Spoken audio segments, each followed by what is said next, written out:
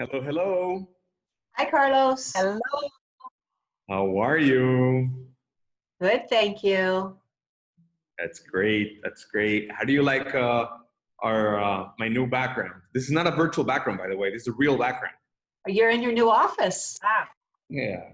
Very cool. Congratulations. Look, All right. that over there is our old office. Yep. How fun. Look at this. Look at this. This is the aviary. Oh, wow. Really nice. Christine, you didn't know this, but David is a bird and parrot fanatic, and so he decided to build The owner. an actual aviary out here, where it's like literally like Wow. a sanctuary. That is so cool. Wow. It is. Really amazing. Really amazing. I'm telling you. Oh, let me show you this. Okay, let me see if I can do this. Hold on. Okay, so look at this. So this is the elevators. Right? This is the Forest Travel Conference Room. Wow. Okay. Now check this out. I'm not wearing my mask. I'm not supposed to be doing this. This is the LCC office. Wow. Nice. Really, really nice. Oh, I bet you guys can't wait to get in there. We are here. What are you talking about? Are you all there? Most of us. Yeah. Most of us. Steve and Laura and Roger are still working from home, but most of the others are already back. Okay. Look, JC's in the office. Okay, cool. Derek's in the office. Where are you located? North Miami Beach, about 2 blocks away from Aventura. Oh, okay. We're yeah. How you doing, Michael? How are you? Welcome. David Storby, Monica, how you guys doing? Welcome. Thank you for joining us. Nice to be with Bless you you. again. Thank you for being here. Thank you for being here. Hi, Michael. That's one. Hi, one. How you doing? Fine, and you? Doing awesome. Great. Looks like you're in a new office. Yeah, this is our new office. What does it Beautiful. look like? It's we're Someday I can visit. Hopefully. 100%, Michael. You should, absolutely should. So, Christine, where are you right now? You're home? No, I'm in my mobile office. 2 months ago, I took me and my family. We own an RV. So I'm in my bus right now, my 38-foot Tiffin motorhome. That's amazing. So yeah, we left Florida 2 months ago. We went up to North Carolina. Then we kind of circled around and stayed in the Blue Ridge Mountains, the Smoky Mountains. And currently I'm just outside of Savannah. Sounds magical. I'd love to do something like that. Anything I'd love to do right now.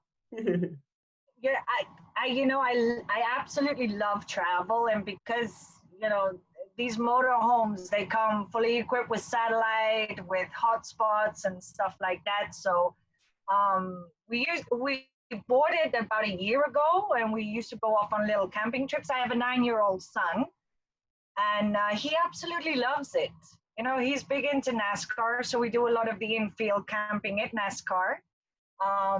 But we weren't expecting to stay away this long. Just when everything started going upside down again in Miami, we're like, okay, another round the Smoky Mountains. So we've been loving it.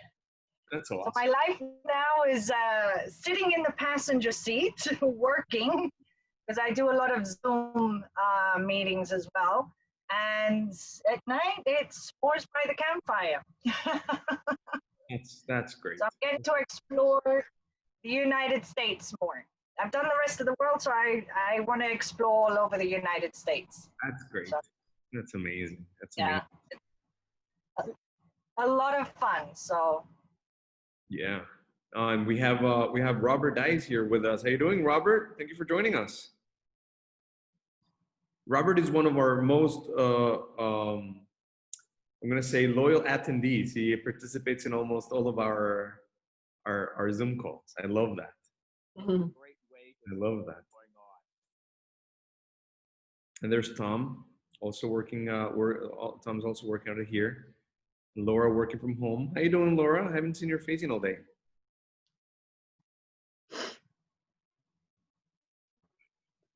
I'm fine. How you doing, Carol? How are you? Marilyn, how are you? So we are nice. See, Carol is doing it right. She has her glass of wine. Yeah, I know. we need to get our bottle of wine. Right. We weren't told this was a happy hour party. Yeah. Well, I don't know. I didn't get that memo. But Like your style, Carol. yeah, for sure. So yeah. So what we're gonna do is we're going to wait till everybody trickles in. Denise, how many people registered for today's event? Well, over 100 registrations so far. So really good number, and we have a lot of people joining us today. That's great. I think, yeah, that's great. The more the merrier. Yeah, yeah, for sure. For sure. How you doing, John? How are you? Thank you for joining.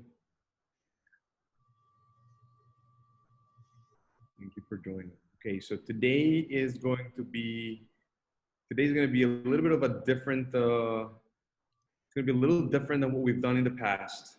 It's going to be a lot more fun, in my opinion. We're going to be talking and dreaming and really traveling virtually, if that's a good way to put it. We're going to talk about the fun things of travel in the Mediterranean and Oceania, and of course we'll have an opportunity to ask some questions. But we wanted to make today's event a lot more educational and a lot more enlightening, a lot more about the passion for travel and the med and to try to take us all to the to what I guess in a virtual way, to what we love to do the most, which is travel and explore and visit Europe today, visit the Mediterranean today. So as people start trickling in, I want to welcome everybody that is joining us today. And I will formally introduce Jill and Christine later.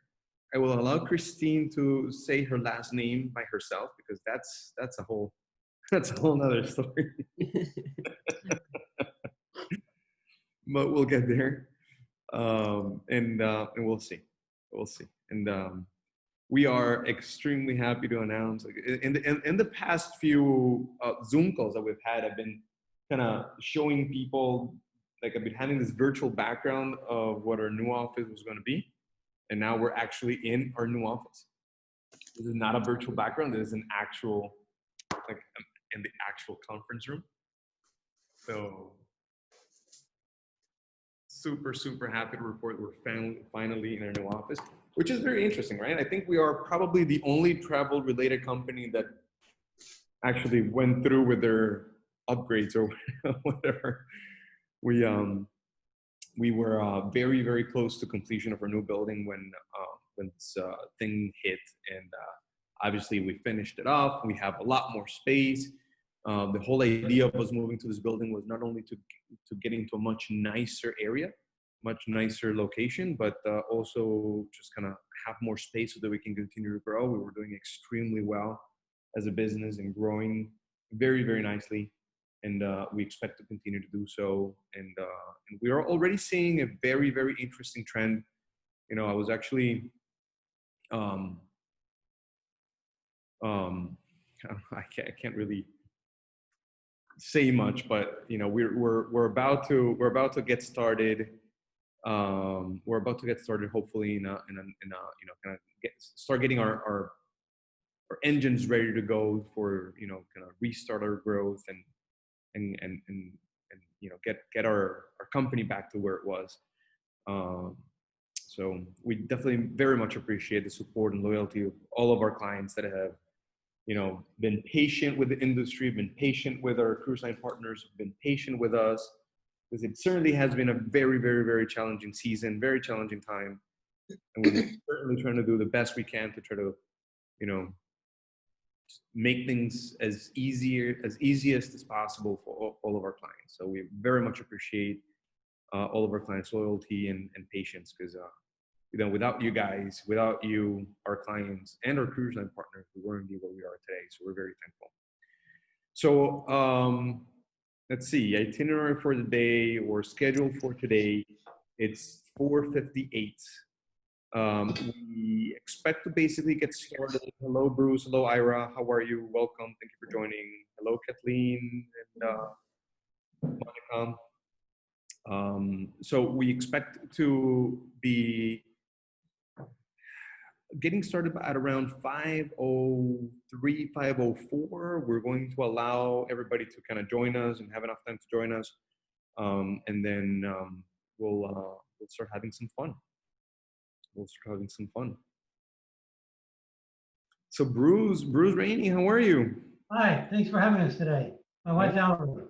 Hi, Thank you for joining. Thank you. we're looking forward to it. Yeah. And James, how you doing, James? Thank you for joining. And I have somebody here that I can't see the name of. I want to say hi to you, but I don't.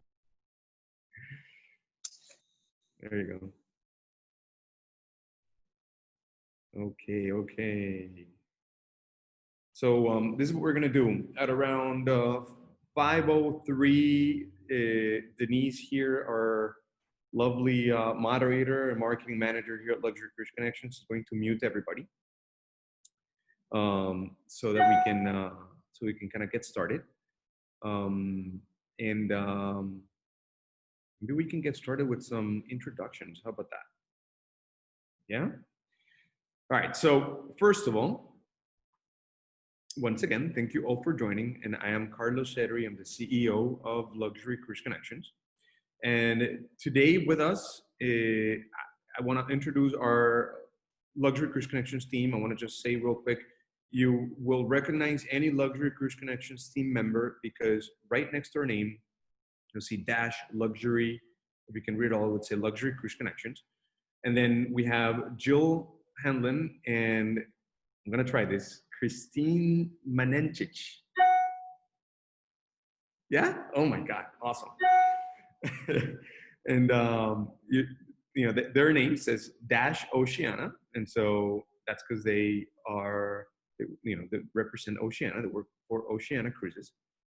And we're going to try to make this as interactive as possible. And the way we're going to do this is as we wait for everybody else to join in and chime in, I'm going to make official introductions of Jill and Christine, and then I'm going to allow them to kind of, you know, get started on their presentation. We're going to have a, you know, like I was explaining to those that were in our, you know, that joined a little bit earlier today.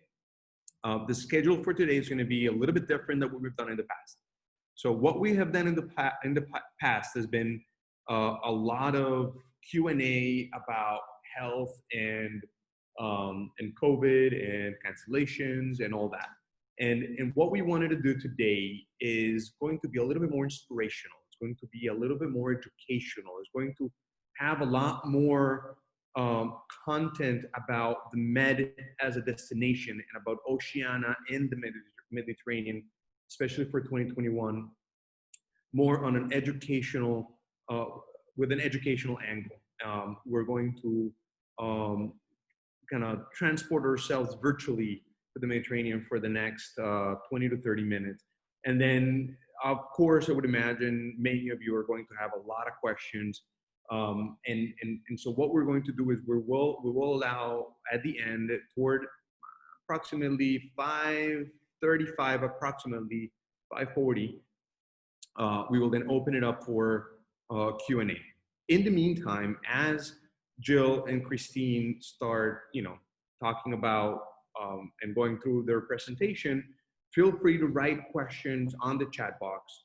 We will get to all of them, but if you write them down, it'll allow us an opportunity to get to them on a first come, first served basis type of thing. I'll moderate it, I'll read them, and then Christine and Jill will have an opportunity to answer, and then we'll open up the mics towards the end as well, so we can have a little more of an interactive session. Just so you know, we will be pushing a couple of questions via poll, via like a very small surveys throughout our session today to kind of understand who's joining us and what your thoughts are about what we're talking about. And just feel free to ask or say whatever you wish in the chat box, and we'll be happy to get to it for sure. So as I said, I was going to allow 5:03. We have 38 participants so far. So officially, we're going to get started. Welcome everybody. Thank you for joining us in today's Zoom session with Oceania Cruises. We have two very special guests from Oceania. As I was explaining before, with me today, we have many of the Luxury Cruise Connections team. We have Denise, our marketing manager. We have JC, we have Tom, we have Laura, we have Steve, we have Jazz, I believe George, Melanie, Derek, many of our Luxury Cruise Connections guys. If you already have a relationship with one of our Luxury Cruise Connections people, feel free to reach out to them privately via the chat, or just say hi to them via the chat and they'll reply back privately. We very much thank you for being here. And also from the Oceania team, I'm going to let Jill and Christine introduce themselves. I think that they'll do a much better job than I would. So please, Jill, tell us who you are. Okay, well, I am in Jupiter, Florida. I'm the Regional Sales and Marketing Director for Oceania Cruises, covering Luxury Cruise Connection.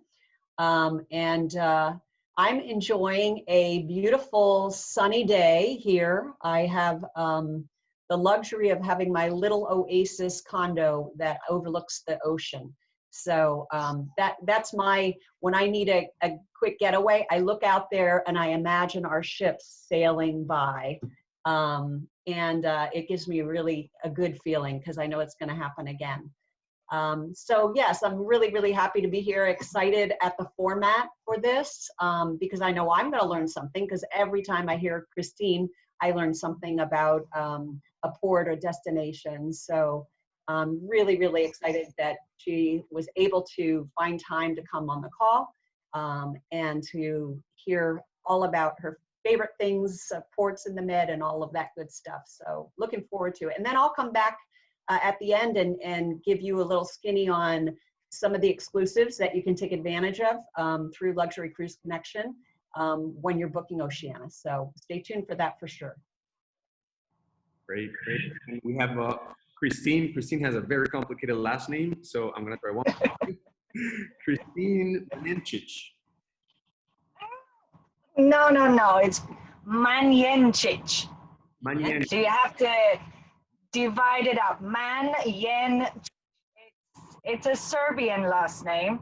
I'm originally from England, but I joined Ocean Cruises in 2004, and I opened up the insignia actually as destination manager on board. And I've been with them ever since. And then I was appointed to open up the Nautica and take the ship to Asia, which during my port presentations, I was like, whose first time is it going to these ports? And my hand was up everywhere because it was my first time going to Asia. So for the first 2 months of that, I had my head in the computer studying.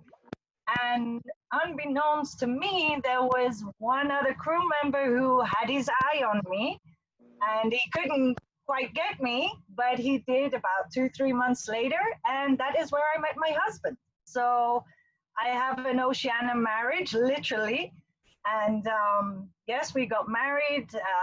My boss at the time pulled me off the ships, moved me to Miami, and I've climbed up ever since there. And now I am the vice president of the Destination Services Operations, which is the entire world. And yes, shortly after we moved here, I had a son. So I have an Oceania baby as well. So it's a true Oceania family that we do have. So I like to tell that story. Right now, because I was very fortunate to be able to travel in all of our destinations that we go to, right now I'm actually in a motorhome. I purchased a 38-foot motorhome. It's a Tiffin motorhome. And now I'm exploring your beautiful country. And currently I'm in Savannah, Georgia. We ran away from Florida and we've been circling up in the Carolinas and all around the Smokies and the Blue Ridge Mountains. So I'm still traveling and learning and exploring this great country. So that's where I am right now. And we want to thank you very much for joining us today and spending some time with us today. So very quickly, I want to share with everybody a little bit of the schedule today one more time. Real quick, if you guys have any question, anybody that you see with the dash luxury cruise connections next to their names, because they are part of the luxury cruise connections team. Jill and Christine, you see dash Oceania because that they're part of Oceania. And the schedule for today is going to be very, very simple. We're going to allow for the next 25 minutes for Christine to enlighten us, inspire us, and take us around the Mediterranean. She has a short presentation that she's going to share with us so that it's going to be a very educational session. Like I was sharing before, a little bit different from our previous, for those that have attended our previous Q&A sessions, those were, mostly Q&A sessions. This is going to have a Q&A section of it at the end. We're going to allow for all these questions to be answered. And so any questions you have in the meantime, type it in the chat box, we'll get to it. But the idea of today is in a big part so that we can virtually travel and teletransport ourselves to Europe and to the Mediterranean via Christine's presentation. So with no further ado, Christine, please go ahead, share your screen, and let's start inspiring our people here. Okay, thank you. And as Carlos said, we are going to teleport you, hopefully, to the Mediterranean. He gave me the grand time of 25 minutes. I'm going to do my best in that time to squeeze in a lot, or at least, just for us to daydream about these beautiful destinations that we do go to. So I'm going to share my screen right now. And by the way, I do want to say something real quick. I know that some of you have been to the Med before, and I know some of you have traveled with Oceania before, but I know many of you haven't. And this might be the first time you hear about Oceania. So please know that Christine is going to spend some time taking us through Europe and the Med, and then we will spend some time a little bit later, for those that don't know much about Oceania, we'll spend a few minutes kind of remembering why Oceania is the amazing cruise line that it is. We have an incredible relationship with Oceania, and the reason why that is, the reason why that relationship is so great is because as Luxury Cruise Connections, we recommend and work with only the best partners. And Oceania just does an incredible job. Every client that goes on Oceania and comes back raves about the experience, and this is why our relationship is so strong. And we'll talk more about that later, but I don't want to take time from Christine because then she's going to hold it against me. I know that. Okay, ladies and gentlemen. Yes, let me see if I can just, I'm trying to do the slide. There. So, I mentioned earlier, I am the Vice President of Destination Services, and that puts me in charge of all our hotel programs, all of our short excursions that we do, all of our land programs. As many of you may know, we do have extensive land programs, the ones that we do pre and post of our cruises. And hotel programs, our transfers, our groups. If there's any groups, we do group activities, private arrangements, we set them up. And what I am very fortunate to have is I have where myself, I spent 15 years on board cruise ships before. Yeah, I think we lost Christine. Of course, it wouldn't be a Zoom call without at least one technical hiccup. Right? It's okay. Oh, no. It's okay. She will come back. Probably because she's out in the wilderness exploring. I know. Here she There comes. she is. There she is. We'll see. Just 1 second. Okay, I'm back. There you Sorry for that. It's not as sunny as what it is in Jupiter down here, up here, should I say. It has been pretty stormy, so you can all see the screen, right? Yep. Yes? Good. Okay. So in my short 20 minutes, I'm going to talk very quickly about the Med. And how I've compartmentalized it basically is the Eastern Med, Middle Med, and also the Western Med here. So just some examples of cruises that we do. Eastern Mediterranean, we do Athens to Istanbul, Venice to Athens, Rome to Athens. Middle Mediterranean, we do Rome to Venice, Monte Carlo to Venice, and Barcelona to.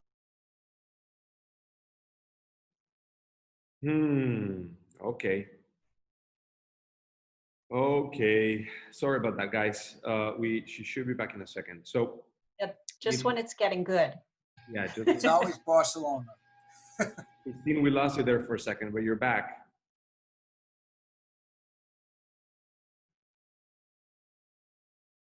Yes, I'm back. Sorry, I have to go through this whole process. So the Western Mediterranean, Barcelona to Rome, Lisbon to Barcelona, or Barcelona to Monte Carlo. So one of the first areas I'm going to start talking about is exploring Eastern Mediterranean and its islands. I'm sure many of you know how sexy Greece is. And actually, from August 1st, it is opening up to cruising. So I just got that notification. Why do I love Greece so much was during my 15 years of sailing, I actually had a base in Greece. I loved it. I actually worked 10 years for a Greek cruise line. So the islands, it's home to me. And I'm sure a lot of you will agree when visiting Greece, the hospitality, the food is to die for. You've never seen more red tomatoes in all your life is what you have in Greece. So the food is excellent. So for a lot of foodies out there, it's a perfect, perfect place. Now with the islands, we do have what we call 3 groups. This first group that you are seeing now is known as the Ionian Islands. They've got a lot of British, Italian influence in them. So they're very, very green and very lush in landscaping there. The other side of islands, the Cyclades Islands. Now these islands tend to be more barren, more rocky. It's got the whitewashed houses. It's that postcard perfect picture that you do see of the blue dome and the white houses. And then we have what is known as the Dodecanese. Now, Dodecanese translated is Dodeka, 12 islands. Nisi is islands. So this is a group of 12 islands, and the beauty of this is it has a lot of history. It's a lot of Gothic history. It's got the island of Rhodes, where you have the Knights of St. John that went to Malta. So there's a connection there between the island of Rhodes. I am so sorry about what's going on with Christine's connection, but I am sure we will figure this out. I am getting some questions on the chat box. I want you guys to know that as I get all these questions, we're making sure that all of these questions are going to be answered. In the meantime, what I want to do is, Okay, Christine's back. We're gonna do our best to kind of keep the presentation flowing in case Christine's connection does fall again. We can maybe jump into some maybe some conversation with Jill while Christine's connection gets a little bit better if possible. There she is. She's back. If it drops, I'm going to switch it over to another internet service. So again, if it does drop again, hopefully it won't. But anyway, to continue on, Athens, which is one of the starter points in many of our cruises. Athens is the capital of Greece. It was also the heart of ancient Greece, a powerful civilization and empire. The city is still dominated by the 5th century BC landmarks, including the Acropolis, which is a hilltop citadel topped with ancient buildings like the colonnaded Parthenon Temple. The Acropolis Museum, along with the National Archaeological Museum. These are the great sites to see when cruising from Athens. Now, if you do start a cruise from there, it is great to spend a few days in Athens and explore this city. It is a friendly city and it is a beautiful city. Athens was a powerful city-state that emerged in conjunction with the seagoing development of the port of Piraeus, a center of the arts, learning, and philosophy of Plato's Academy. It's widely referred to as the cradle of civilization and the birthplace of democracy, largely because of its cultural and political impact on the European continent. In modern times, Athens is a large cosmopolitan metropolis and central to economic, financial, industrial, maritime, political, and cultural life in Greece. Athens is a global city with one of the biggest economic centers in southeastern Europe. It has a large financial sector, and its port of Piraeus, which is both the largest passenger port in Europe and the second largest in the world. So this is a great picture overlooking Athens. This is the Acropolis, the Parthenon building, which is the famed building here in Athens. And I've got a little arrow off there, which is pointing in the direction of the port of Piraeus. It's about a 20-minute, 30-minute drive from the center of Athens. We can't see the picture. I think we're in the Athens, Greece text, I believe. Yes, can you hear me? I can see and hear you. You can see it now. Okay, so the arrow is pointing in the direction of the port of Piraeus, which is about 20 to 30 minutes drive from the center of Athens. Having lived there for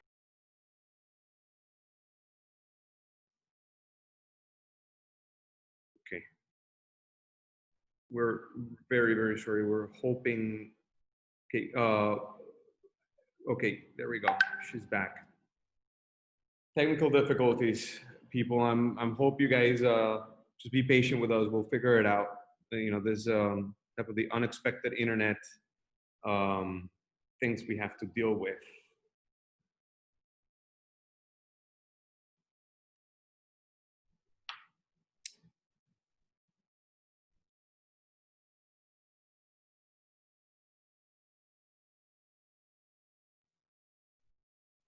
Okay, Christine, I think we have you back. But she might still be muted. Yeah, I've switched over the internet connection because every time I come back, it goes straight onto mute again. So I should be okay now. I thought I had the most stable one, but no. So this is Athens, and this is where a lot of cruises do start from. Now, a lot of the highlights in Athens, the big major things to see is the Acropolis of Athens, which is an ancient citadel located above this and contains the remains of several ancient buildings. The most famous one being that of the Parthenon. The word Acropolis is from the Greek word akron, highest point, and polis, city, highest point of the city. So you can see it here. Now another great place to visit is this mountain in the back. It's called Lykavitos, and it's like a tram that takes you up there. You get the perfect views over Athens when you go up to Lykavitos. And it's great. It's got a little restaurant up top, nice little church that you can visit in there, one of the Greek Orthodox churches, and it is absolutely beautiful. Moving on, we have the city of Athens, the Parliament building here, which is located in Syntagma Square. Now, a little hidden gem in this square, which is in 2004 when they had the Olympic Games in Athens.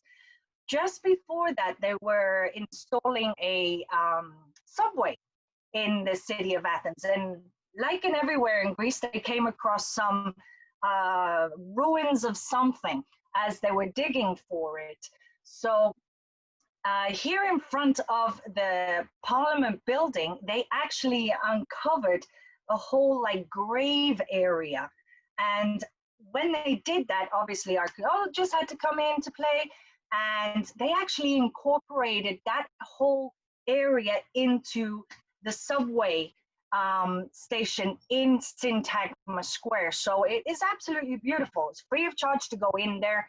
And so if you are there watching the soldiers, the Evzons, you know, the ones with the skirts and the pom-poms on the shoes, just go into the subway station. It's just down one flight of stairs, and you see all of these tombs and everything. It really is remarkable, but not many people know that it's there. So head down there. The other area is the Plaka area. This is the oldest area in the city of Athens. It's great for shopping and great for food, and the tavernas there. One little hint is when you go to the tavernas in Athens, make sure you go into a very populated one that has a lot of people in there. And that is where you're going to have some of the best food. Some areas outside of Athens, which is great to see, is Cape Sunio. It's noted for its Temple of the Poseidon, some 43 miles south of Athens, and is one of the major monuments of the Golden Age of Athens. Its remains are perched on the headland surrounding the three sides by the sea. Gorgeous area here. Again, it's situated all the way down the coast from Piraeus, which is the port of Athens, all the way down. And it's a beautiful ride down there. So that's another great place to visit when in Athens. Moving on, Santorini, one of my favorites. It is one of the Cyclades Islands in the Aegean Sea and is one of the most legendary of all Greek islands. It was devastated by a volcanic eruption in the 16th century BC, which forever shaped its rugged landscape. The island was originally called Strongili, which meant round island. The towns of Fira and Ia cling to the cliffs above the underwater caldera, the crater. They overlook the sea, small islands to the west, and beaches made up of black, red, and white lava pebbles to the east. This is the picture that you see everywhere when you think of Greece. And it is stunning to actually go there. And the ships actually sail in to this caldera area right here, and they anchor off from Santorini there, and guests go ashore by tender. Now, I wanted to put this up here so you can actually understand about the island. So the island was called Strongili, which was a round island. Now, this volcanic eruption literally blew out the center of this island, and all the water came pouring into the caldera. And what happened then, what is believed to have happened, is it then caused a massive tidal wave that shaved the shores of Crete and put an end to the Minoan civilization on the island of Crete. But what it did create was steep, steep cliffs on this side and the island going down there. It is stunning. It is one of the most beautiful places I have ever been to. The sunsets, the sunrises, any time of day is absolutely gorgeous there. So this is Santorini, and this is the town of Vera, which is right atop. And this is the location because in order to get up and down of this island, if you're not on an excursion or after an excursion, the way to come down to the bottom of this island is by cable car. And that cable car takes you all the way down to the bottom, which is the tender pier right down there. Beautiful, beautiful, beautiful.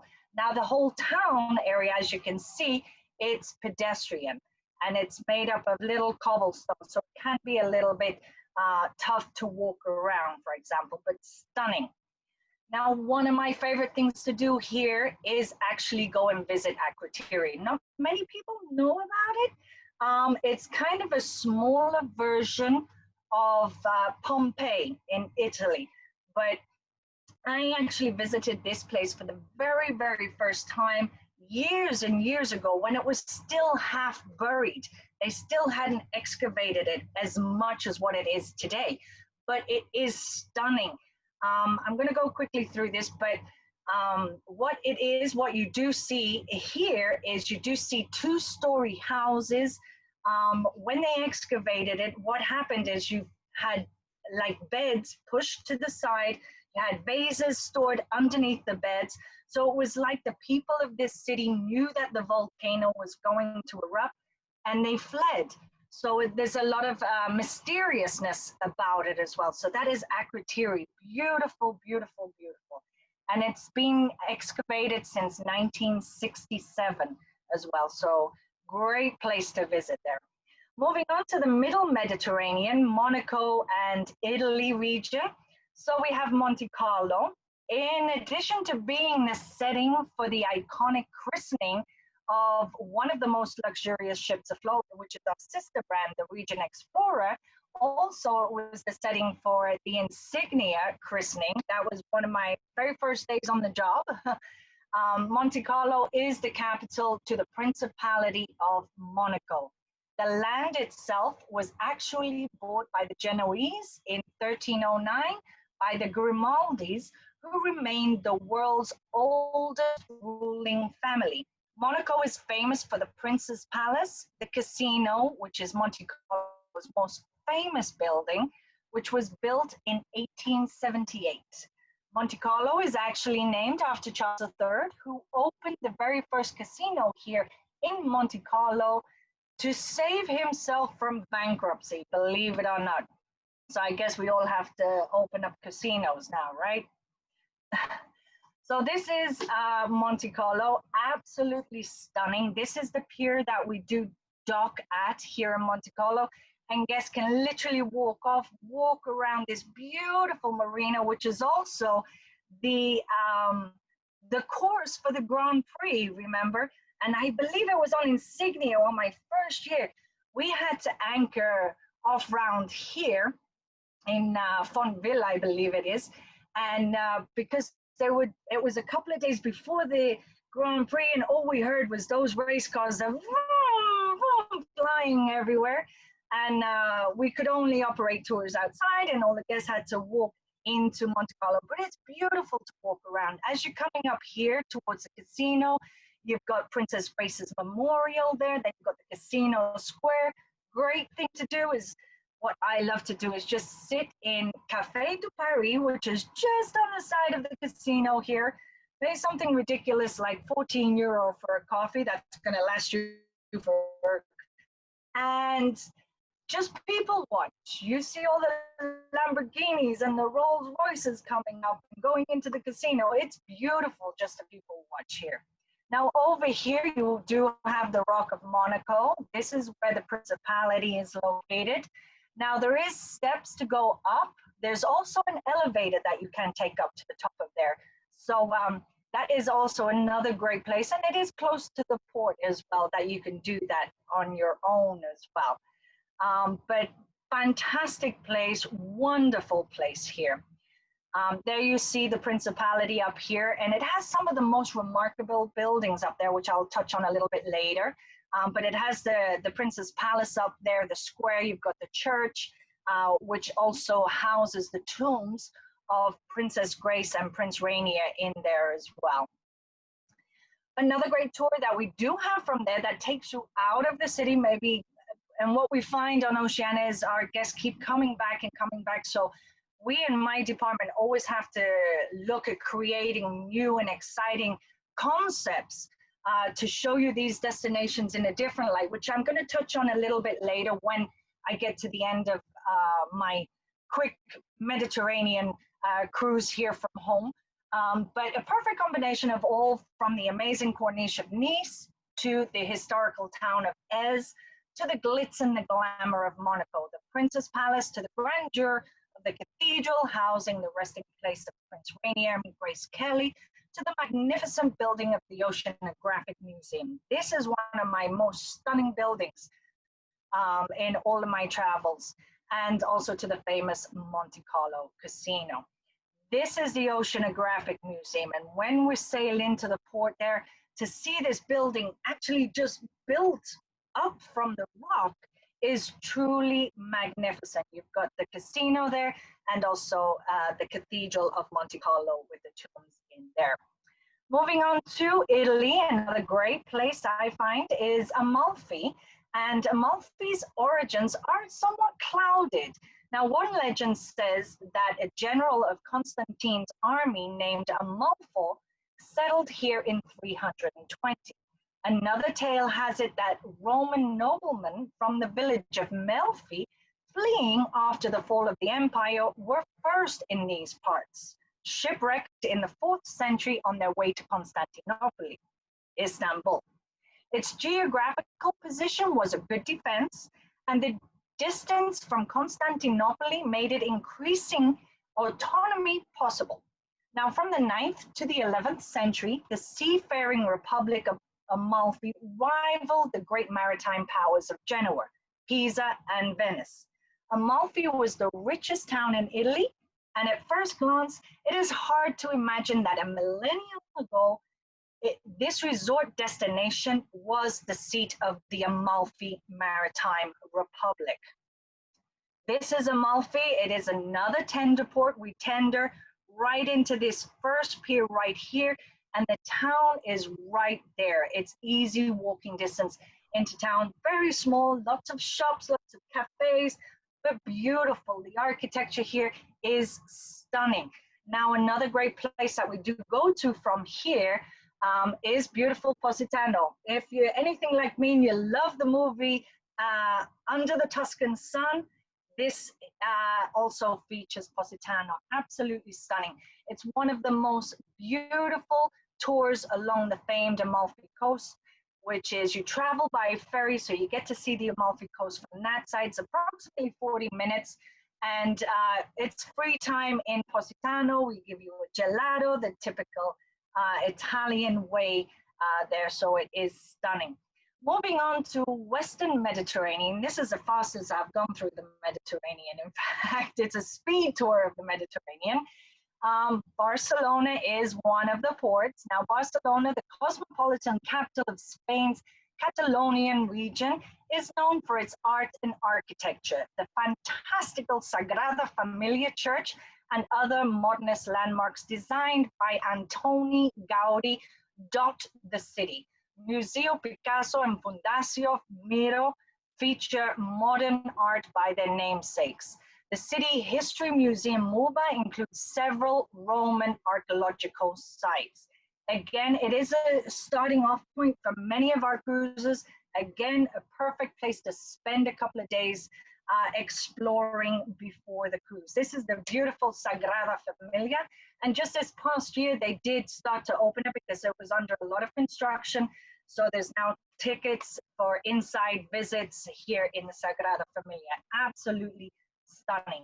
This is a picture of the port. I've put it up there because it's got the whole of Barcelona in the backdrop. This is the pier of the World Trade Center, which is a great location. If we're at any of the other piers, we always offer shuttles.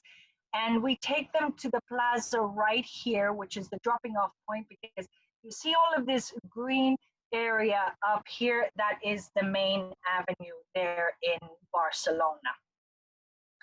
So moving on, last port is Toulon, France. It is a smaller port, It's not one of the big ones like Rome or Livorno. So this is why I wanted to put it in there. It is a port city on southern France's Mediterranean coast, lined with sandy beaches and shingle coves. It's a significant naval base, and the harbor is home to submarines and warships, as well as fishing boats and ferries. The Grand Museo National de la Marine in the port of Toulon exhibits maritime artifacts. Rugged limestone mountains form a backdrop to the city, and a cable car shuttles visitors up Mount Baron. Now, this is an overlook of the city. You can see here in the backdrop where the ship does dock here. It is a little bit out of town, but on Oceania, whenever we're a little bit out of town, we always give you those free shuttles to get you into town. So we always provide ample shuttles into town as well as our tours from here. But one of the great tours that we do is the glittering Saint-Tropez and Port Grimard, beautiful towns. Now, Saint-Tropez, everybody knows, is one of the most glamorous places in France, with sunny weather, sandy shores, and the mild Mediterranean waters. Now, picturesque pastel-colored houses, narrow cobblestone streets, and shady squares add also to the charm. Now, besides the mesmerizing azure blue seas, Saint-Tropez also boasts a verdant countryside of pine trees, olive groves, cypresses, and shrublands. So again, great places to visit there. Now, moving on, this is I'm just pulling up two tours just to give you an example. It's a new concept that we launched on Oceania towards the end of last summer, and we're calling them our Go Local excursions. Now, I got the team, as I said, of my other two people who've been on board with us, and we threw around ideas of what we can do, because our guests they're huge on coming back with us and revisiting our ships. I think we've got somebody already on over 100 cruises with us. And they love the ships, but as well, we've got to keep the destinations alive. So we came up with Go Local. It's not necessarily scenic or how can I say, like Saint-Tropez, for example. We've kept it raw and real, and we've encompassed a lot of different things in it. We've encompassed the food in it. We've encompassed different things that people do, and showing you the port in the country under the eyes of a local. So I've just got a couple of examples for you. So one is in Bilbao, Spain. It's meet the local farmer in a shepherd's school. Now, people may look at this and go, what? But it is an experience of one of the most famous traditions and symbols of the Basque country. Now, the Basque country, this is the location of it, and in case you haven't heard, isn't like the rest of Spain.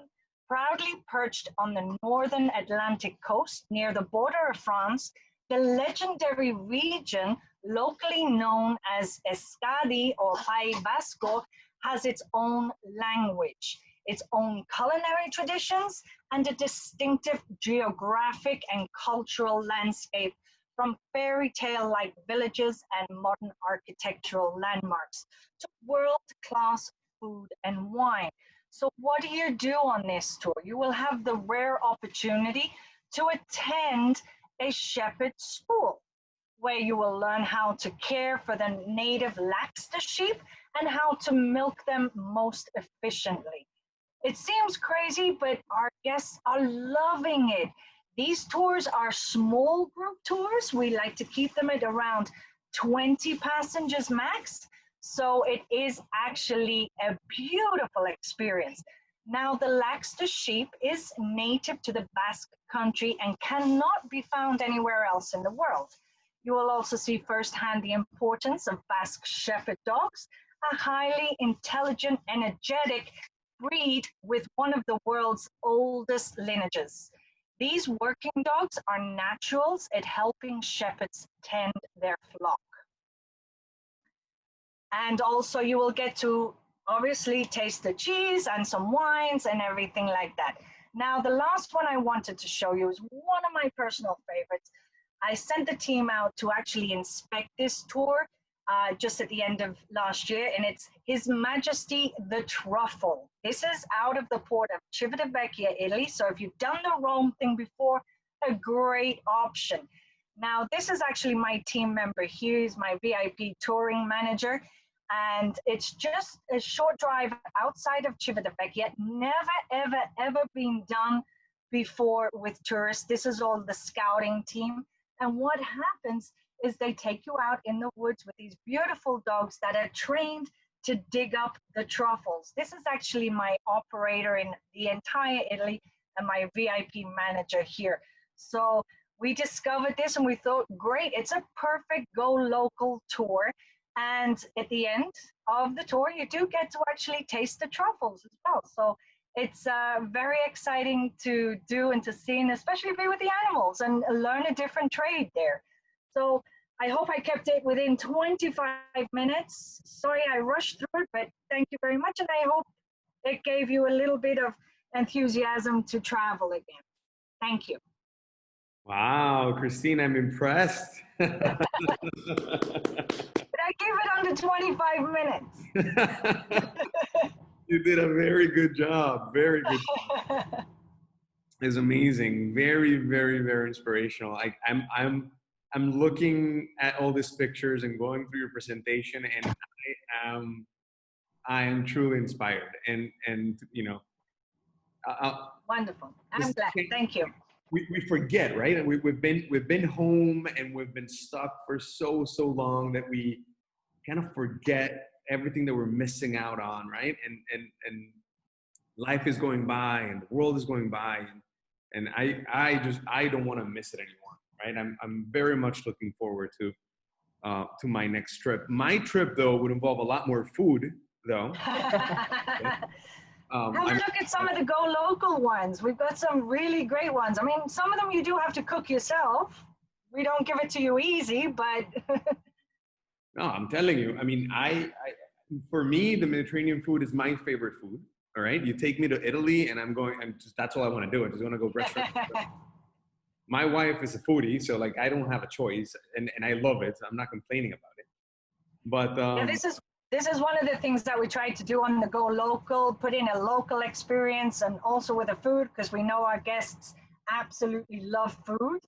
And without taking anything away from any of our culinary discovery tours, but try to, you know, like in Croatia, that is one, I have a director who comes from Croatia, and she told me that when she grew up, they used to bake bread in the ground. I'm like, bread in the ground? Great, let's make a tour of it, you know, so we can show people how it is in these countries, in these cities and everything like that. So that is one of the great things that we're doing. So I'm super excited with the Go Local.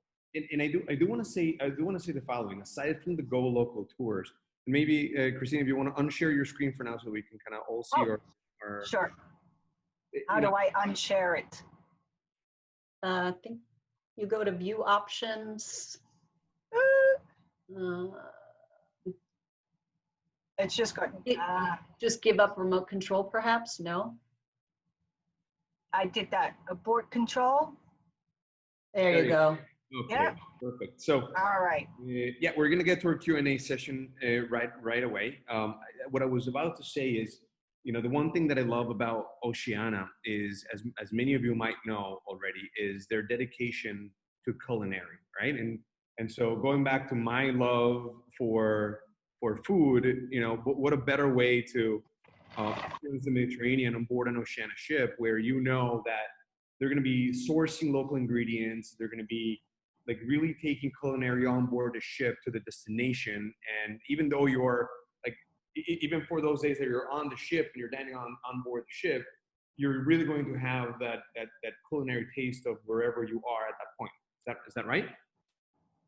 Absolutely. That's one of our core pillars of the company from day one, as Christine can attest to.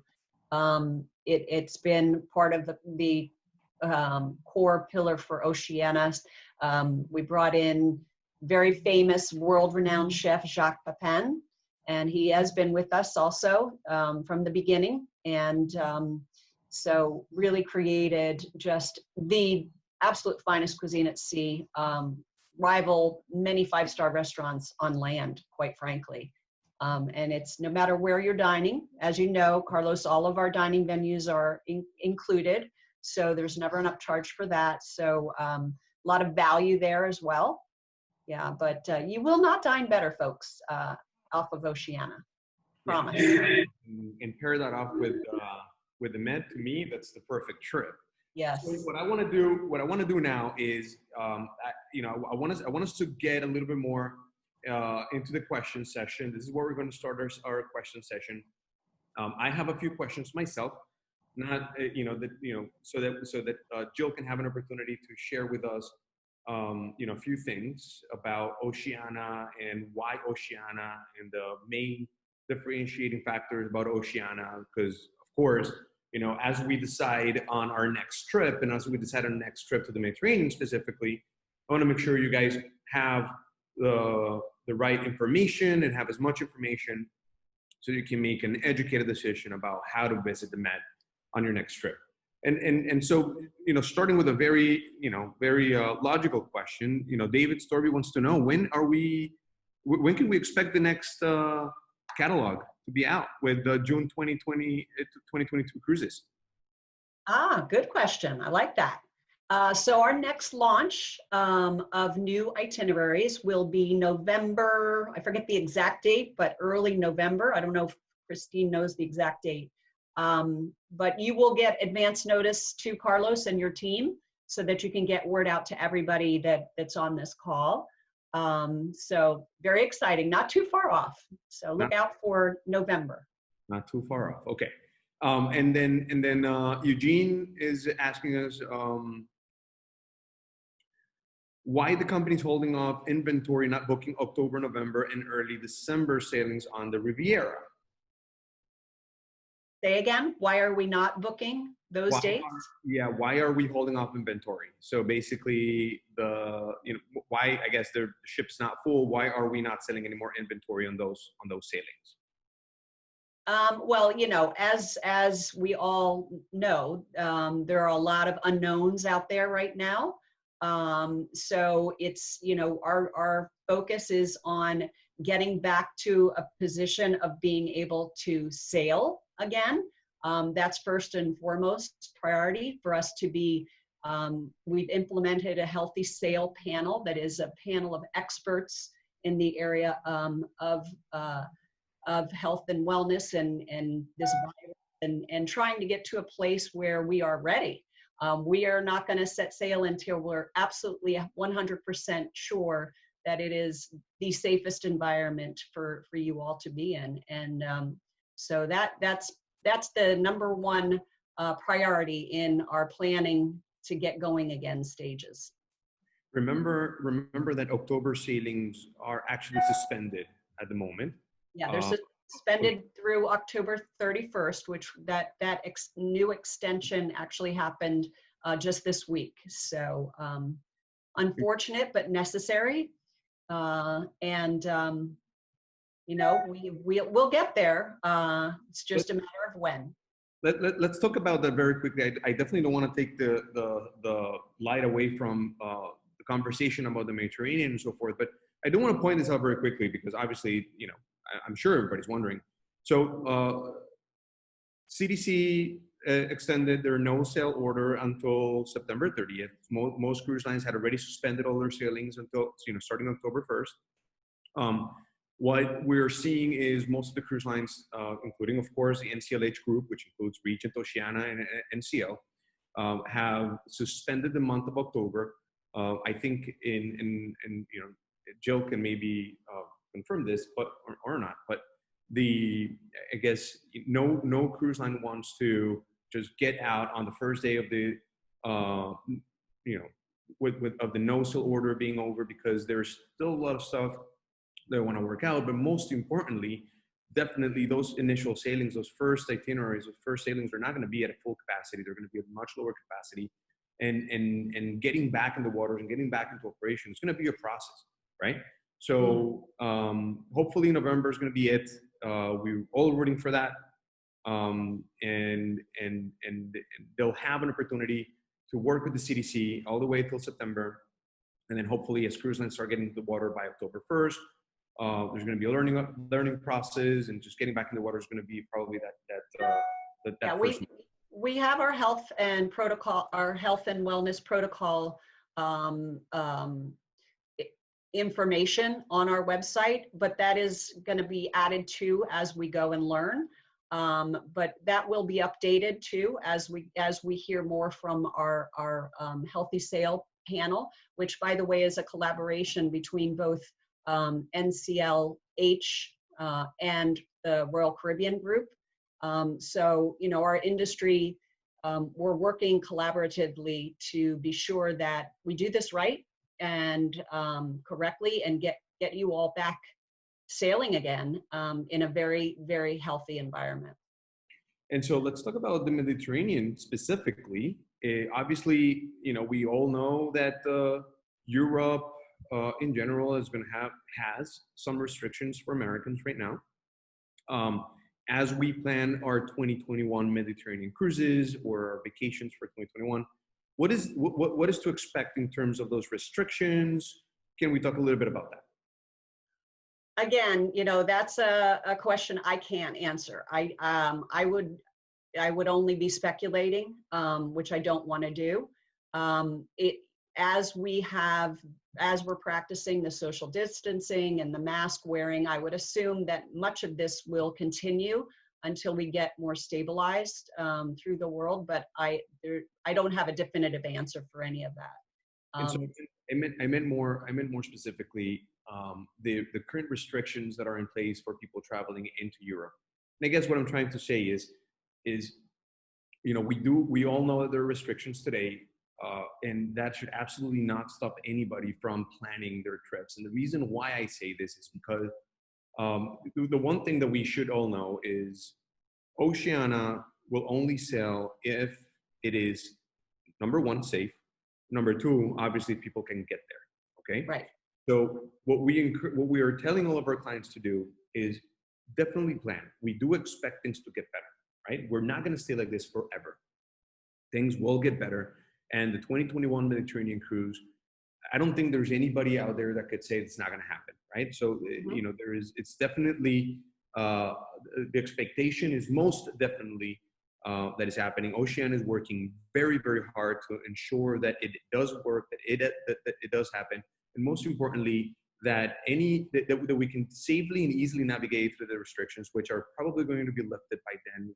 Obviously, otherwise we wouldn't be able to sail.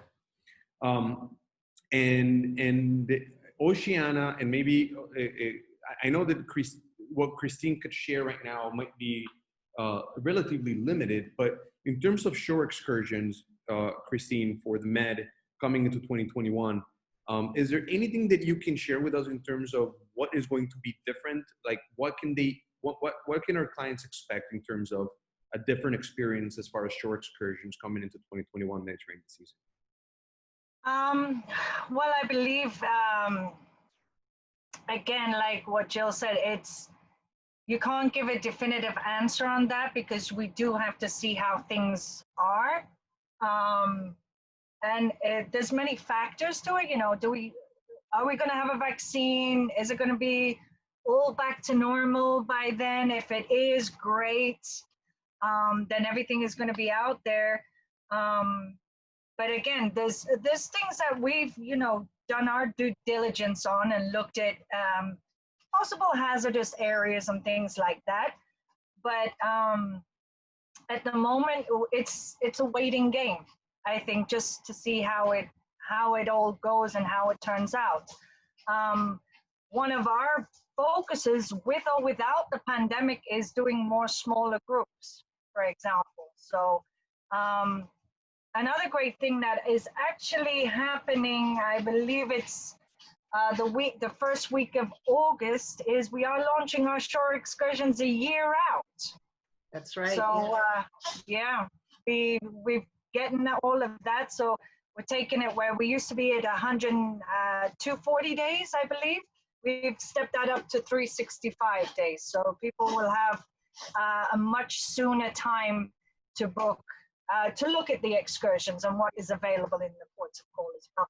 And we're hoping by the end of the year to step that up even further to 450 days out. So we're trying to get those up there for itinerary launch. So That's incredible. And we've got to look at the good, right? At times like this, we got to give good news as much as we can. So keep it positive.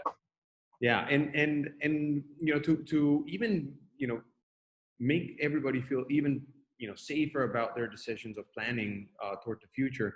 The one thing that I know, and the one thing that has been consistent throughout this entire several months has been Oceania, as well as many other cruise lines, but we're talking about Oceania specifically. They've demonstrated a huge level of, you know, respect toward our guests in terms of, look, if for whatever reason sailing has been modified or the sailing is not what is expected, you know, I can, without even putting Jill or Christine against, you know, on the spot right now, I can almost assure everybody that, you know, they'll always make it right. Right? You know, we're planning our vacation. Like, you know, Christine just went on this presentation about this beautiful destinations where, you know, we're dreaming about visiting, you know, Saint-Tropez or any of these destinations that you just showcased. And, you know, what happens if all of a sudden there's last minute changes on the trip or whatever? Look, Ocean is going to come up with some terms and conditions when it comes to that. But the one thing I know for sure is going to be consistent, just like it has been for the last several months, is they want to make sure clients are happy, right? If clients are expecting a certain trip, the trip is different, they'll make it right. They'll make sure our guests are happy and they're not going to disappoint. Is that right? Yes, I can certainly attest to that. Having been with a company for 16 years, basically starting it off with Frank Del Rio, there's no other place I would want to be or even work. His prime, and I cannot tell you, he's first and foremost, one, safety. It's paramount. Safety for the crew, safety for the team members in Miami and our offices, and ultimately safety for our guests. Out of all of the years I've been sailing, I know a lot of people can get upset if certain things do get changed, but he is adamant it is a family, and we all treat each other like family. I know my family was created from this cruise line, literally. So I think you should pay childcare, but never mind. I'm joking. That is the first thing. The core of the company is family, and it's not just the people who work there. It's not just our crew members. It's everybody. It's the whole guest portfolio that we have. I cannot stress to you more that family unity of it, and he looks at every single one of us, one of our guests, as family, because we are. True. And yeah, there's no way he's going to jeopardize any one person. And you know, Carlos, we have obviously our Traveler's Assurance Program, which currently is any sailing from actually August 1 on. If we have to suspend the sailing, or excuse me, if you have to cancel, you can cancel up to 15 days prior. And we will give you 100% future cruise credit when you're fully paid. So that is a no risk opportunity. We have that as well as our best price guarantee. So if you are booked on an Oceania cruise, say you booked it 2 months ago, and we recently came up with a better pricing through some sort of promotion, we will absolutely protect that pricing for you. So, you know, there are a lot of things, that policies that we have in place already to protect you and to help you make that decision and make it easier. Jill, so since I have you, since you're talking about that, and we're going to get back to other questions from the CDC that I see on the chat, but since you're talking about that, many of our guests are wondering, okay, so I do, I want to plan my Med cruise. I want to plan my next Oceania trip. Like what do you currently have out there to incentivize our guests to, get their bookings done, get the reservations done? We have, we're currently in the middle of a promotion that we call the Ultimate Sale, which basically back in May, when we were getting in the midst of all of this, we realized, hey, we need to do something here to help people out with continuing to make their plans. And so we lowered pricing across the board pretty much, anywhere from 10 to 30%. And that promotion was set up in May. It is in combination with our ongoing promotion, which is our O-Life Choice. So O-Life Choice is the promotion that allows you to make a choice of, first of all, you get the free round trip airfare with Oceania, you get your internet, but you can also choose between either free shore excursions, our beer and wine beverage package, or shipboard credit to spend as you wish on board. So you combine that with the price reductions that we put into place, and now's actually the time to plan and to make your bookings, because our prices are lower than they've been in years and years and years, probably the lowest. So it's a great value that considered with everything that you get included on board as well. So interestingly enough, we also, we do come up with other tactical type sales. For instance, thank you. For instance, we did a memorial sale for a short period of time, as well, and I don't have slides for this, as well as a 4th of July sale where we offered, on top of this ultimate sale, category upgrades. And it was up to 4 category upgrades, and those sales produced more new bookings than our sale last year during Memorial. So the value is obviously there. You are a potential new Oceania guests or past guests are seeing it, and it's resonating. And I just want to stress that again. If you're dreaming of going on Oceania, this is the time to do it, really, truly. So the slides that you see here, the previous one, let me see if I have control. Yeah, this was just talking about the ultimate sale. In addition to that, if you are a past guest of Oceania, on top of all of this, the ultimate sale, the O-Life Choice, we also are offering 10% past guest discounts on select sailings. So this is all combinable.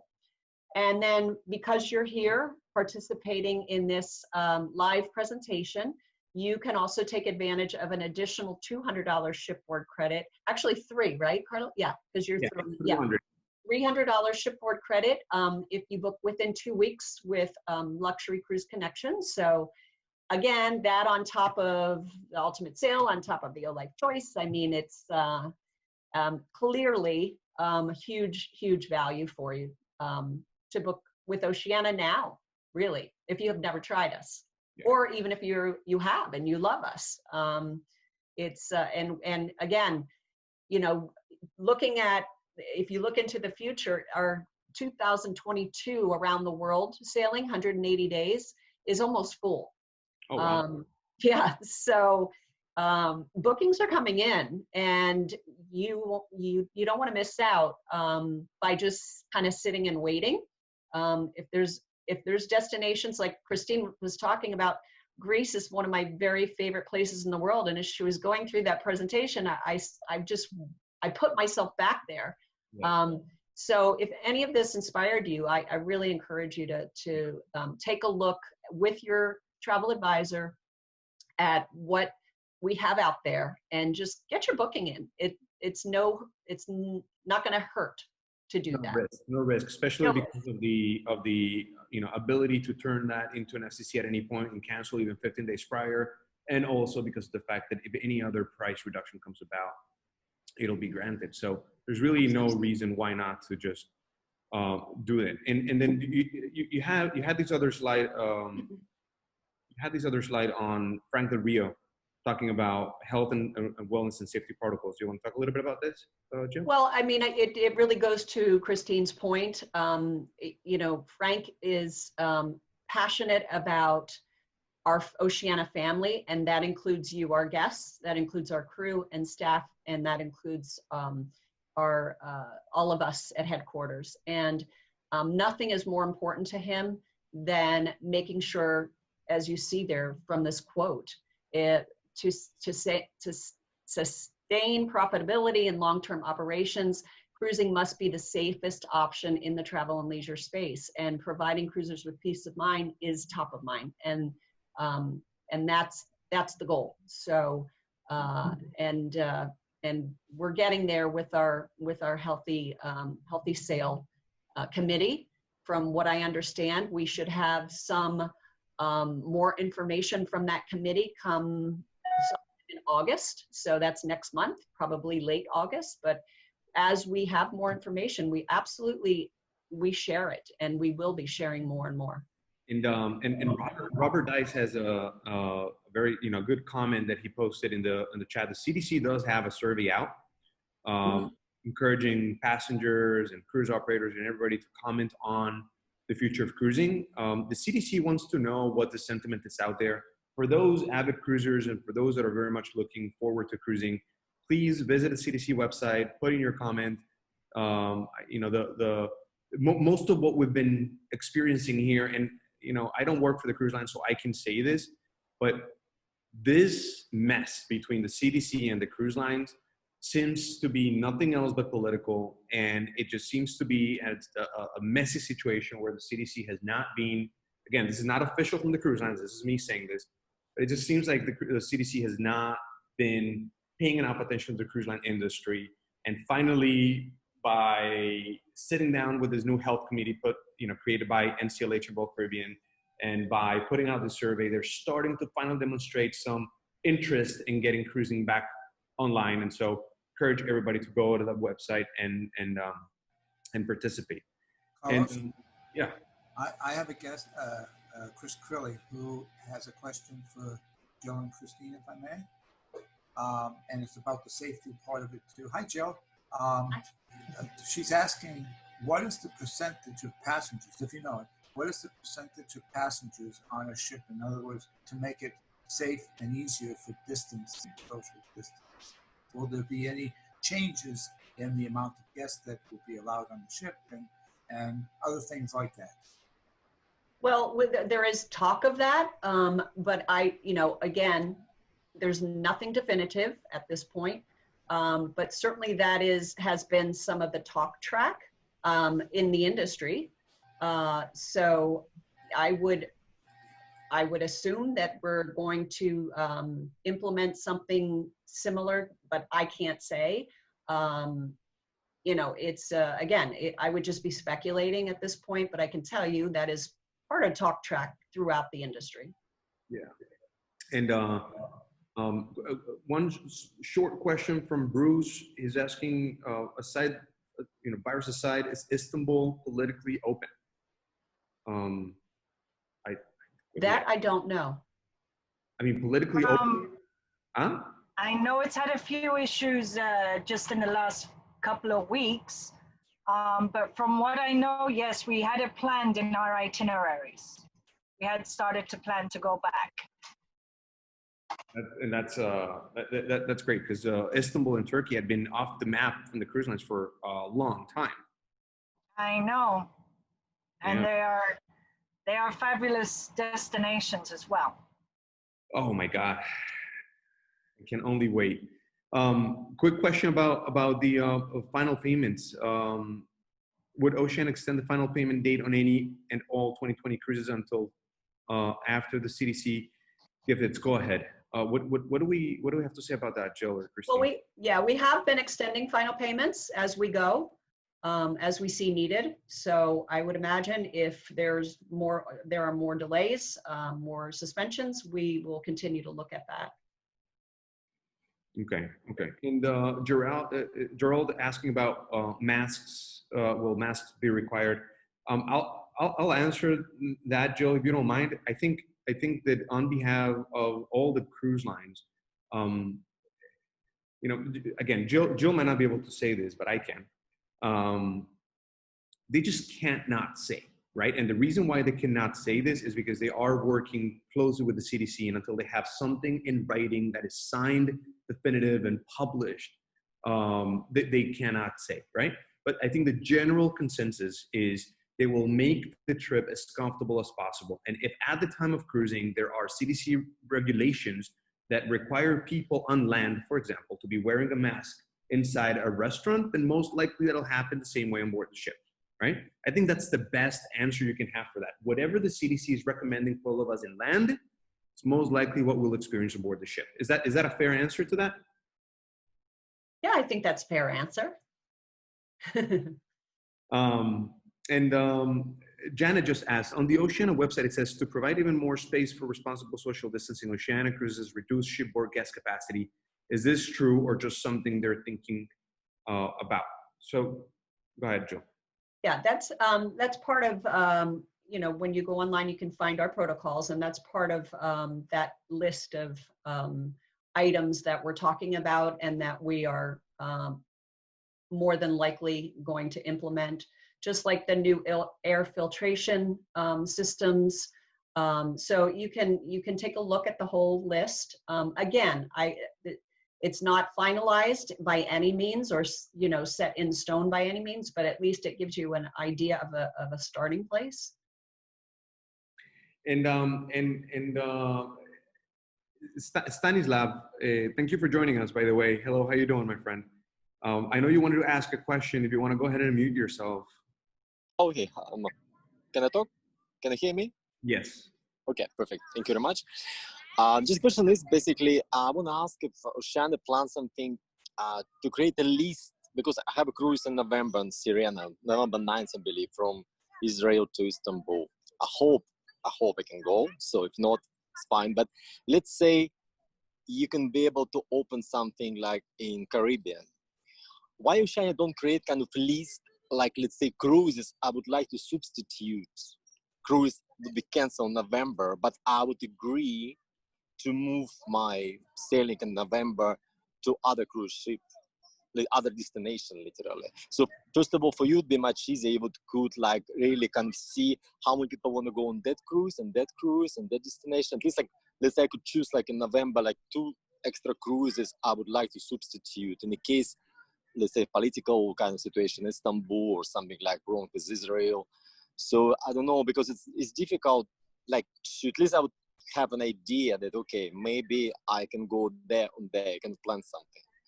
Because otherwise it would be for cruise lines, it's going to be very difficult to kind of ask everyone. But if they would know ahead of time that some people they go to Caribbean, let's say, okay, I'm fine if something cancel Mediterranean, I'm fine with Caribbean, 10 days or 7 days. The price wise we can always negotiate. It's like can be like different things, but like at least kind of, you know, give me peace of mind. I would say, okay, I still can go on a cruise, perhaps it's not 100%, but I have like 3 choices already. 1 already paid and 2 more are gonna be like extra, like, you know, kind of cruises to add to my like, you know, like potential at least destinations. The second question I would like to ask, if like I know like some cruise line gonna start, and already like, you know, my friend, he was actually this German cruise ship, he works for this company. They change many things, they cut kind of amount of food they provide.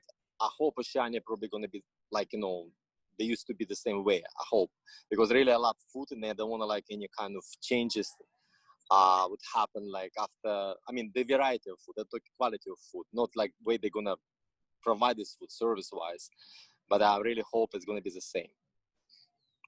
Oh yeah, I can't see us changing anything that makes Oceania stand out and make Oceania who we are. So that I can't see that ever changing, honestly. That's what sets us apart. As for the first question, I think from what how I think I understand the question, you know, any of our suspended sailings that we've had to suspend to this point, you've always had the option to have a future cruise credit so that you can choose any other future cruise that you may wish to to sail on. Is Oh, that no, what no, you're not the same question. I'm talking about if you would, let's say I have November cruise from Israel to Istanbul. Let's say by November, Europe gonna be still closed and difficult to go. You're gonna cancel this cruise, but you're gonna ask me or anyone else what cruise you would go. You could, let's say you have like other cruises in Caribbean, which is probably can go ahead. So this case, you would know, okay, I'm fine if voluntary substitute this cruise in Mediterranean and I would go to Caribbean. You would have list of people, like waiting list for the cruises. Let's say I would be, my one choice would be Caribbean. Now, I see what you're saying. yeah, So, so basically you would have idea how many people would from that cruise which was going to be canceled would like to move to different cruise. In this case, you would right away phone us and say, oh, you know what, we're canceling this one, but that one you wanted to go, this one was second choice of yours, and the third choice was that one. So for you, it would be easy to operate and kind of move people around in this case, because you have to, if people are going to cancel, then you have other cruise ship only half, half empty. You wouldn't probably cancel second one as well because you have to still generate money, but you would know the people are ready to move the other one. You would do right away. It would be easy. I understand. Yeah. No, that's a great thought, a great idea. You know, we do keep track, obviously, of our future cruise credits and when they get booked, and obviously we work very closely with Carlos and his team to make sure that we're in constant contact with people that are holding those so that we can get them booked. But I see what you're saying. That would be even more proactive way. Yeah, yes, absolutely. Yeah, because I would jump right, because I'm myself, like, you know, I'm very flexible. I'm quite young. I don't worry about, you know, something happened with me. So I would go anywhere, honestly, right now. I'm kind of tired already 4.5 months in Montreal. This can never happen with me before. So, and it's like, it's why it would be easy for me. I would know I would go like November, possibly. Because again, can happen many things, I hope. But if something happened in the Mediterranean, I have other choice. Number two, I would say, let's say I would have maybe like Canarian Islands. Or number three, I would have Caribbean. So it will be good for you and for me as well. I would get planned somehow accordingly. I already would look something place I would like to go before cruise and after, and at least have, because now the most important, if you want to travel somewhere, flexibility for anyone. Well, that would be something Carlos and I can take a look at, even doing, you know, together for you folks that use luxury cruise, you know, that you have advisors through his team. What I think is would be nice to have even for Oceania, generally speaking, like be flexible, you know, well, like let's say. I'll definitely take that back for sure. Yeah. Yeah, it would be nice, absolutely. But I'm looking forward to have the same food. And the question is, are you going to still continue with the same wines? Because honestly, like I was hoping like they're going to change this selection of like wines you have on the package, or you're going to have some. No plans for that, as far as I know. Absolutely no plans to change anything on that in that area at all. Okay. So I'm gonna stick with this. Thank you very much. Welcome. Thank you. You know, we have some more questions, and if anybody wants to unmute yourself, you can go ahead and do so right now. We you know, as we were polling people, I see a lot of excitement, a lot of people that responded that they wanted to go to the Mediterranean. Some people, you know, were gonna still think about it, whether or not it's gonna be the Mediterranean. But the reason why we decided to talk about the Mediterranean today, and I just want to share this with you guys today, is because this is normally, and correct me if I'm wrong, Christina, Jill, but this is normally right around the time when most people on a normal year would be planning their Mediterranean cruise. Is that correct? It's like on a normal booking trend, right? Right around August is when most people are already planning Med 2020 or Med following year, right? Yes, so, absolutely, yeah. Right, and so what's interesting about what's happening right now in our industry is as we move on to August, the booking trend starts kind of mirroring what would a normal booking trend be, right? Like before, we were I guess telling people, look, plan your 2021 cruise, and we're still in February, right? We're still in March. But now, as we move into August, this is when actually people do plan their 2021 summer season, and Mediterranean being, I mean, Mediterranean obviously being one of the most hot destinations for the summer, definitely one of the destinations we sell the most for the summer. We have a question. I'd like to share tables, and that is a highlight of cruising. It's a good question. Will we still be able to share tables to meet other people? I would assume it will be very similar to, like you said, Carlos, earlier, what we're allowing, now on land.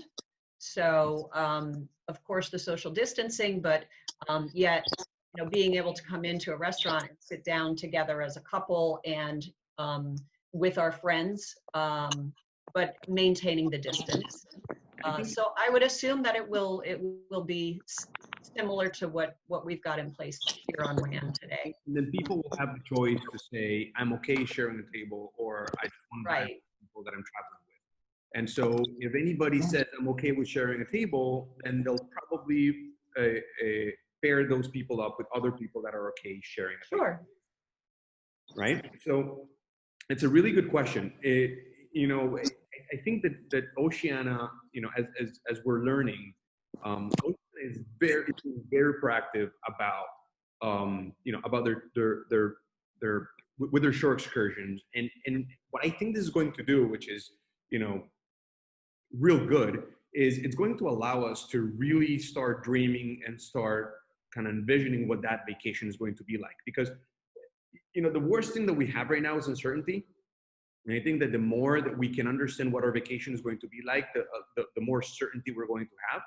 So, that's a great thing that Oceania is doing. And, those local tours are really going to be a very huge differentiating factor for Oceania. So, very, very glad that you were able to bring that up and share that with us today.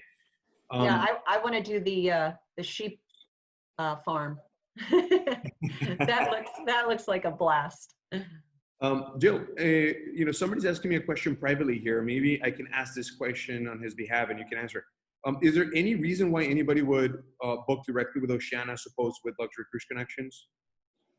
Well, we do have some folks that absolutely insist on booking with us direct. I don't, understand necessarily why, because when most of our business comes through our travel partners, and we have very strong partnerships with our travel advisors. We couldn't possibly handle the volume that our travel partners handle in what they do for us each and every day. So it's not just a matter of pushing a button and booking a cruise, right? We all know that it is something that has to be, you have to have somebody that has the knowledge of the ins and outs of the cruise line, destination information about the ancillaries like your insurance and your shore excursions and your air.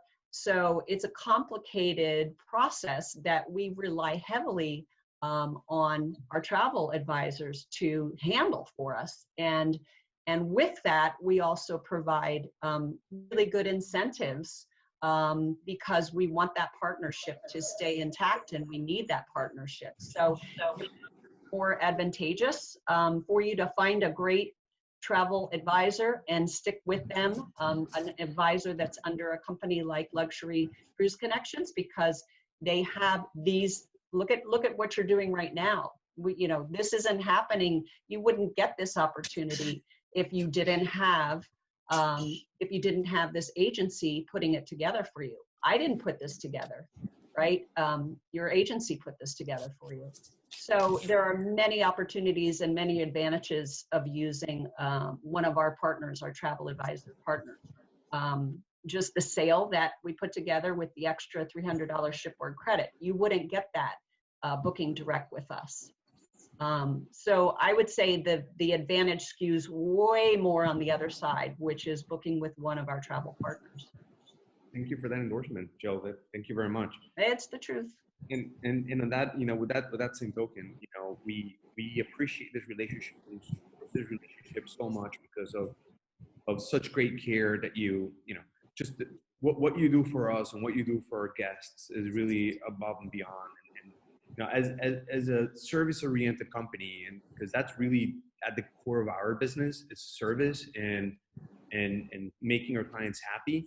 You know, we know that we can put any one of our clients, you know, in your hands, and they're going to be very well taken care of and very, very happy. Absolutely.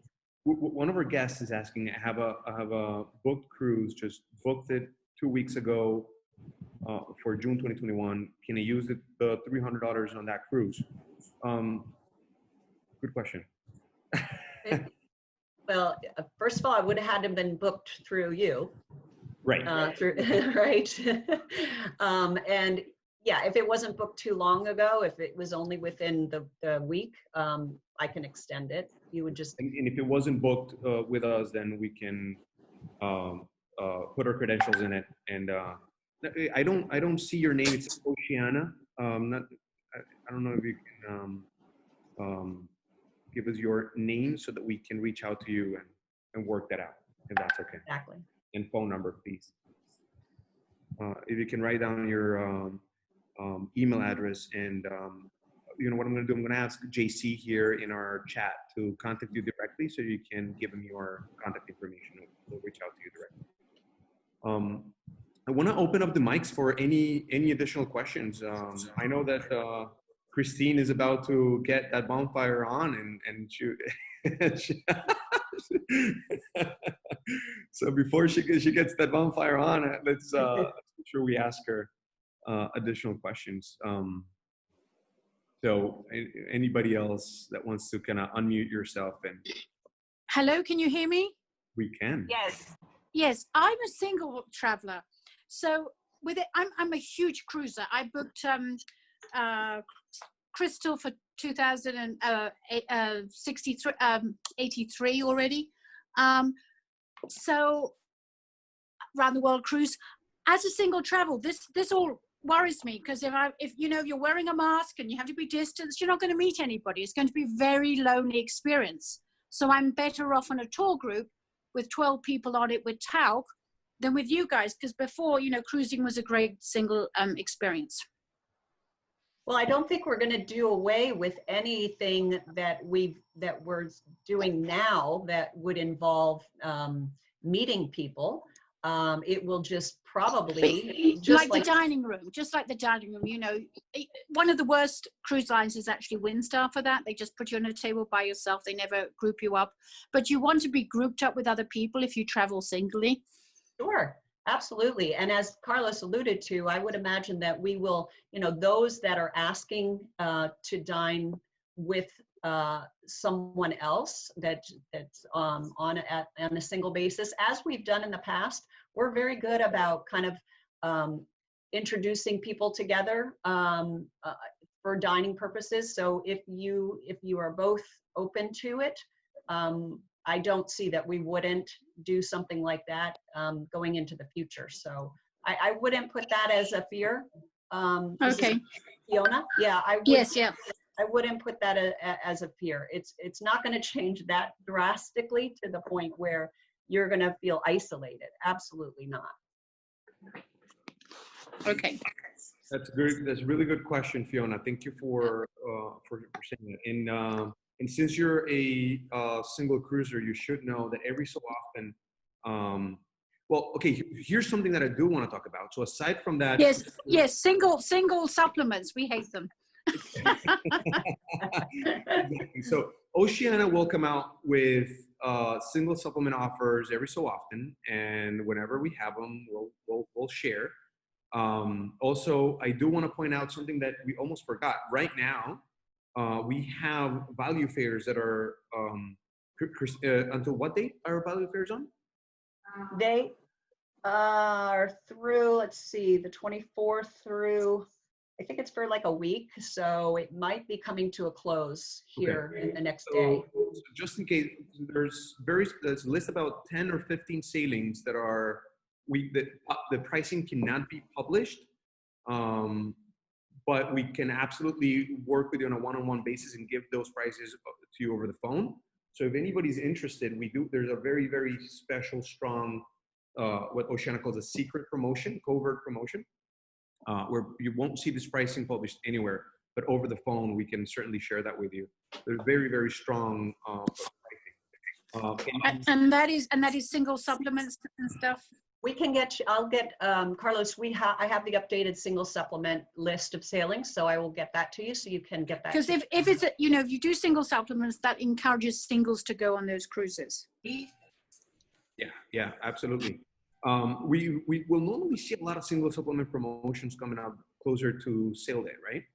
Yeah, typically they are. Yeah, but yes, but I'd like to get my free flights using my own flights, on miles a year before. So I like to know a year before. We'll share that with you as soon as we have it, Fiona. Yeah, we'll share it, and also if you can let whoever your advisor, Fiona, is, if you have a particular sailing that you're interested in, I can check and see if we can do anything. If we don't have a single supplement out, I can check behind the scenes to see if there's something extra we can do for you as a single. Okay, thanks. I have a question.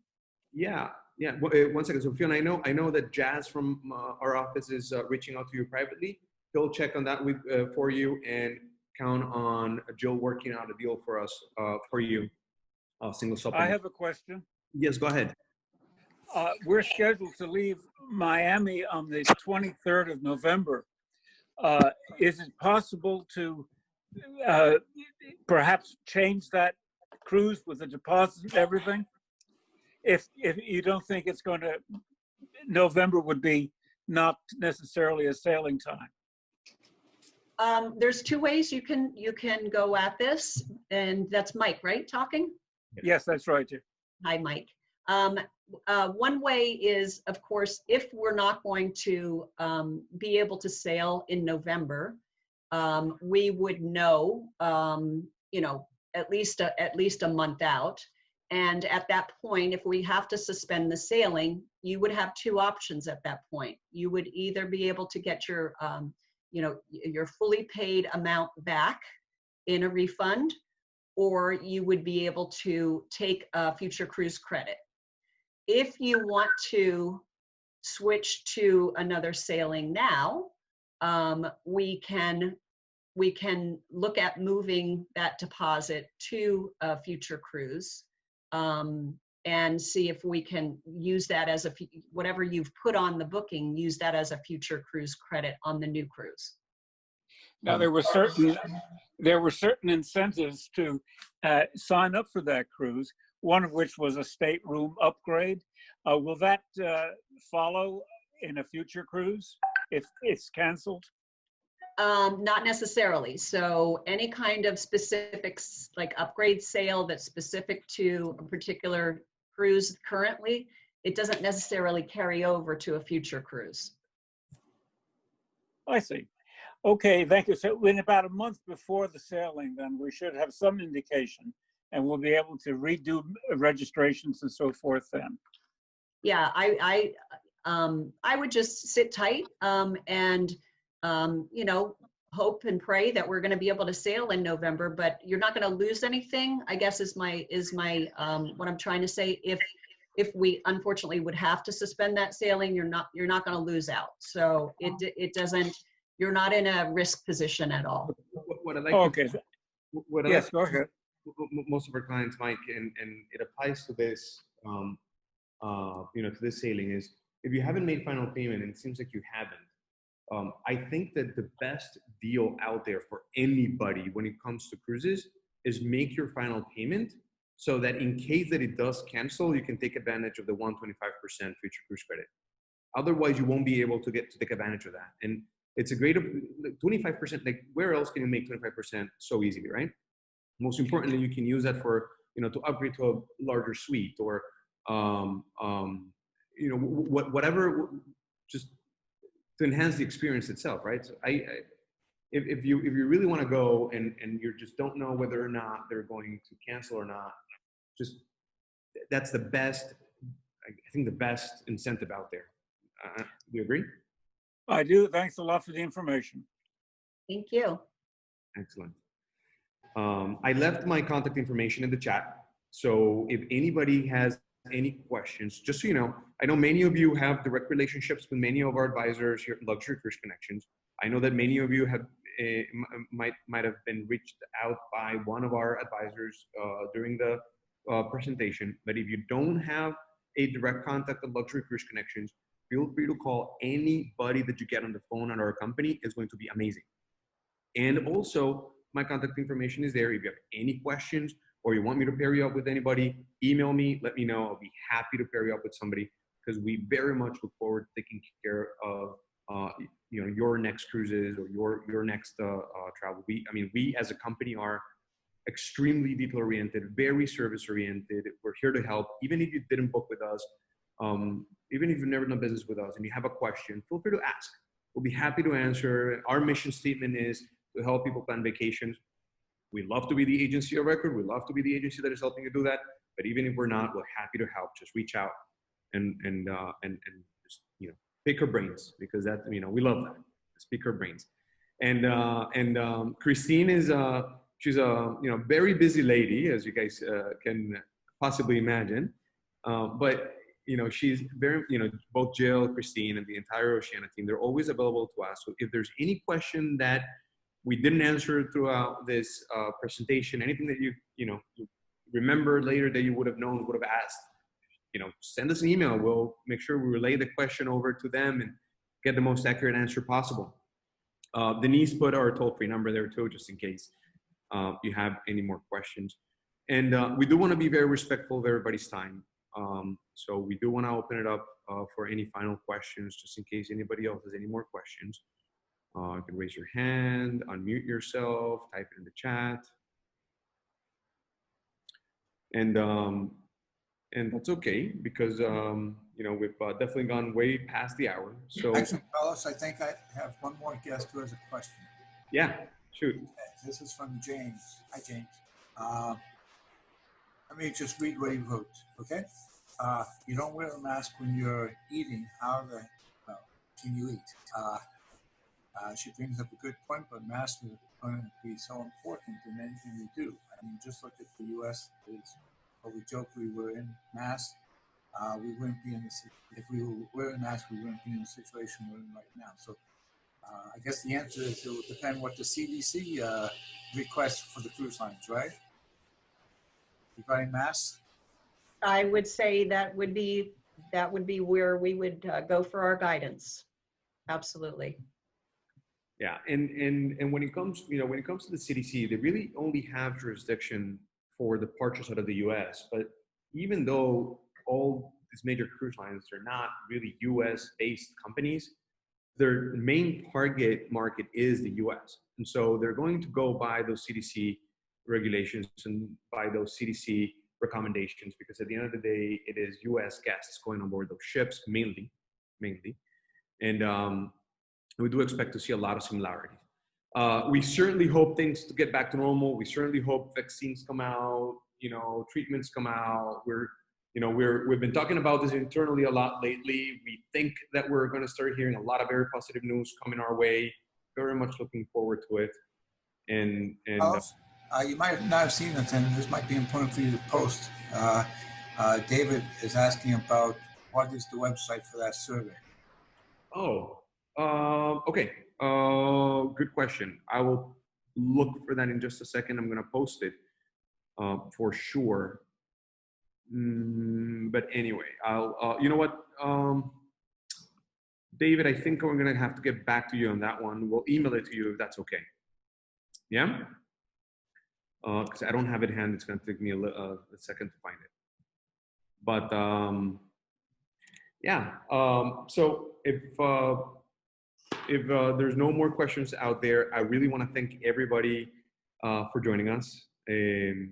I want to say a special thank you to Christine for taking your time to join us. I know this is not normal what you do, so for the consumers, so I really, really appreciate it. Thank you so much. Yeah. Thank you, Christine. You make me long for another gelato, though. It's my pleasure, guys. And if there's any other destination you want me to do, just shoot me over. I'm more than happy to do it. Amazing. Thank you much. Thank you very much, Christine. We really, really appreciate it. Carlos, James is also asking for that website, so maybe Denise can send it to everyone. Yeah. We'll put it. We're gonna send a follow-up email to everybody that attended, and we'll make sure to put it in there so that everybody can go to that website and just tell the CDC, please give us the guidance. Tell us what we need to do. We want to get back to cruising. So listen, everybody, thank you for joining very, very much. I mean, we love doing this because it's a great opportunity for us to connect with our guests on a much more personal level. If anybody is, around Miami area, we're not taking a lot of visitors in our office, but if you're one of our guests, definitely more than welcome to join us and come and check out our new facilities. We're super proud of them. They're incredible offices. And this is all because of all of you that have allowed us to succeed the way we have and build this beautiful building and continue to be here to service you and take care of your vacations. So thank you everybody for coming. Thank you everybody for attending and being here with us. Have a great evening. Thank you, You too. Joe. We'll see you in the next one. All right. Bye-bye, everybody. Thanks. Joe, I sent you an email, okay? Okay. Bye, everybody.